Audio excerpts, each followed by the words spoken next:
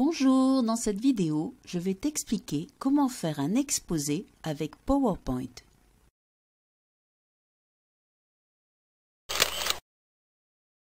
Tout d'abord, il te faudra choisir un sujet.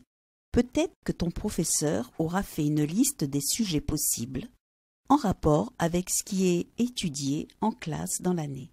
Tu as peut-être une passion que tu veux faire partager comme un sport ou un passe-temps, ou bien tu as visité une ville ou un pays dont tu as envie de parler.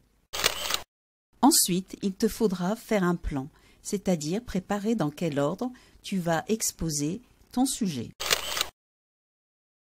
Enfin, dans un dossier numérique, tu collecteras les textes, illustrations, schémas, photos et même vidéos qui te serviront pour ton exposé. Nous voici avec le logiciel PowerPoint. PowerPoint est un logiciel de présentation très performant et pour ton exposé, il te suffira de connaître simplement quelques fonctionnalités que je vais te montrer ici. Un exposé est une suite de diapositives. Ici, nous avons une première diapositive que l'on retrouve à gauche en plus petit. Il faut tout d'abord choisir un titre. Donc, nous allons mettre Rome et un sous-titre, éventuellement. Nous ne sommes pas obligés de mettre tout ce qui est demandé, hein. C'est simplement une facilité d'utilisation. Donc je vais mettre Présenter par, avec le prénom, le nom, voilà. Une fois faite cette première diapositive, je vais aller en créer une suivante. Pour cela, je vais sur la diapositive à gauche, je fais un clic droit et je fais Nouvelle diapositive. Ici, je réécris mon titre et si je veux que mon titre se retrouve sur toutes les diapositives, je vais aller créer d'autres diapositives en faisant cette fois-ci dupliquer la diapositive et encore une fois dupliquer la diapositive. Voilà, comme ça c'est fait. Alors ici, on peut ajouter du texte,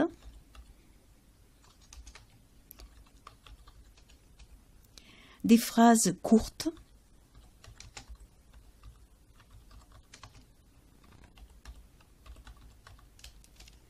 et parler quand on fait l'exposé plutôt que lire. Un exposé où il y a beaucoup de texte à lire, c'est pénible pour celui qui présente et c'est pénible aussi pour ceux qui se sentent obligés de lire toute la diapositive. Voilà. Une fois que j'ai fait cela, je vais sur la nouvelle diapositive. Alors on voit qu'à chaque fois, elle est sélectionnée ici en jaune. Et je vais, pour cette diapositive par exemple, insérer une image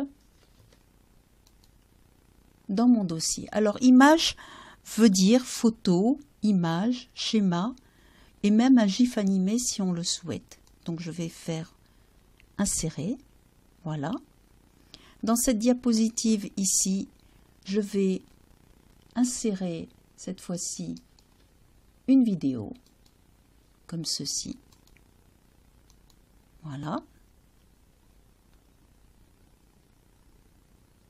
Et je vois que sous ma vidéo, j'ai ici le curseur qui me permet de montrer cette vidéo.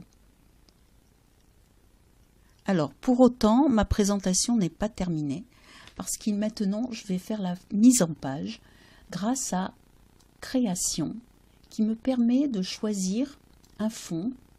Et on voit que si je prends un fond, cela se retrouve dans toutes les diapositives. Elles sont formatées de la même manière. Par exemple ici, voilà. Et je peux encore aller en chercher beaucoup plus, des présentations comme celle-ci. Voilà. Et on voit toujours que la page d'introduction, la première diapositive, est différente des suivantes qui sont toutes ici pareilles. Voilà. Et je peux aller changer également les couleurs. Alors on peut voir ce que cela donne ici. Voilà, par changement de couleur. Donc je reviens pour ma présentation. Je préfère quelque chose qui est plus sobre, donc je vais prendre par exemple ceci. Voilà. Et je vais pouvoir aller vérifier si mon diaporama fonctionne bien. Donc je vais faire diaporama à partir du début, comme ceci. Et je vais vérifier mon diaporama. Alors pour changer de diapositive, il faut que j'appuie sur ma barre d'espace, comme ceci. Voilà. Je fais défiler. Ici, j'ai ma vidéo que je peux mettre en route. Je vais l'arrêter puisqu'on a vu tout à l'heure. Voilà. Échappe. Et si je décide que ma vidéo est bien, je vais faire fichier, enregistrer sous. Alors ici, j'avais préparé. Je vais l'appeler ROM. Et on voit qu'il y a une extension PPTX qui est spéciale à PowerPoint et qui indique une présentation. Je fais enregistrer. Je dis oui. Mon exposé est terminé et je te dis à bientôt.